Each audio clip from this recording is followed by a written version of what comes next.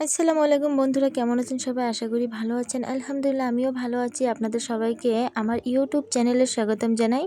তো আসুন আমি আজকে কি রেসিপি নিয়ে আসলাম কথা বলতে বলতে জেনে নিই। তো এখানে আমি 300 গ্রাম মতো ব্রয়লার নিয়েছি। ব্রয়লারের মধ্যে সামান্য একটু হলুদ গুঁড়ো আর লবণ গুঁড়ো দিয়ে মাখিয়ে রাখবো। তো আজকের রেসিপিটা হচ্ছে দই দিয়ে মুরগির মাংস আর ওলকপি সাথে। তো এই রেসিপিটা নাম শুনে কে কে চিনতে পেরেছেন অবশ্যই কমেন্ট বক্সে জানাবেন। আর এটা খেতে কার কার ভালো লাগে সেটাও কমেন্ট বক্সে জানিয়ে যাবেন।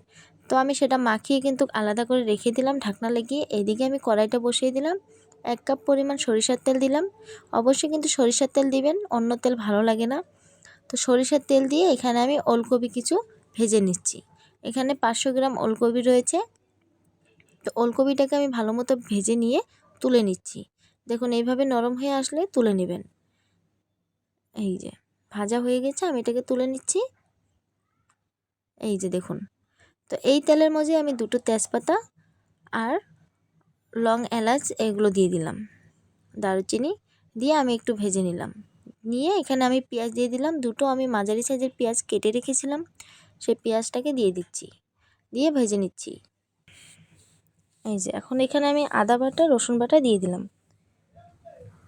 আদা আর রসুন আমি এখানে থেতো করে রেখেছিলাম, সেটা দিয়ে দিচ্ছি। দিয়ে এটাকে আমি নাড়াচাড়া করে ভেজে নিচ্ছি।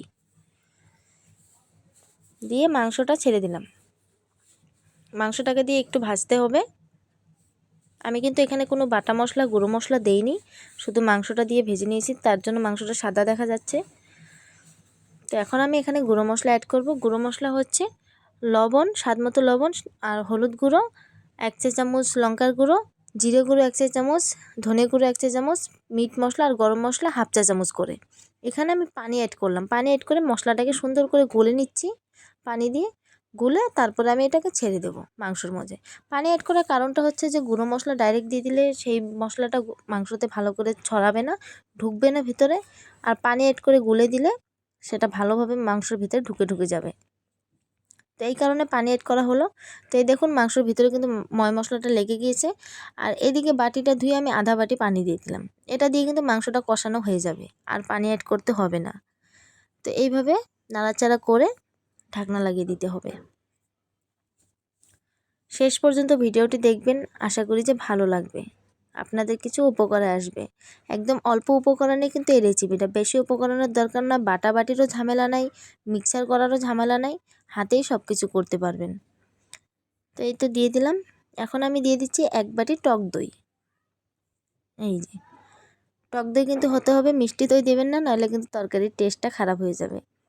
তো টক দই দিয়ে আমি সুন্দর করে এটাকে নাড়িয়ে নিচ্ছি।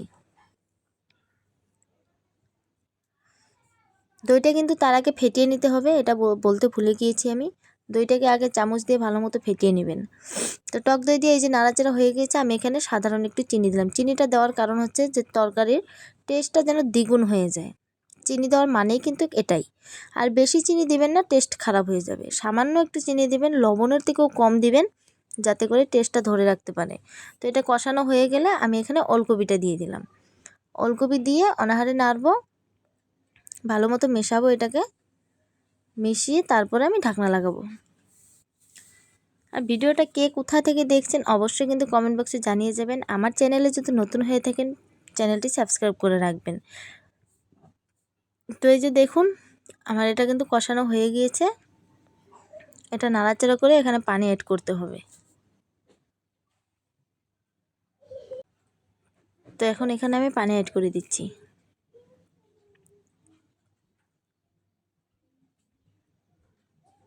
এটা কিন্তু একদম ঝোলের পানি হচ্ছে, এটাই একদম ঝোলের পানি হয়ে যাবে। এখানে আর পানি অ্যাড করার প্রয়োজন নাই। এখানে পানিটা দিয়ে আমি এখন নাড়িচাড়ে ঢেকে দেব।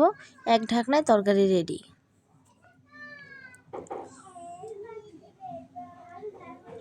মাঝখানে একবার উঠিয়ে দেখালাম, আবার ঢাকনা লাগিয়ে দিলাম, তরকারি রেডি। এই যে, তো সবাই ভালো থাকবেন, সুস্থ থাকবেন, আমিও যেন ভালো থাকি সেই দোয়া করে যাবেন। আমার রেসিপি কেমন লাগলো অবশ্যই কমেন্ট বক্সে জানাবেন। আসসালামু আলাইকুম।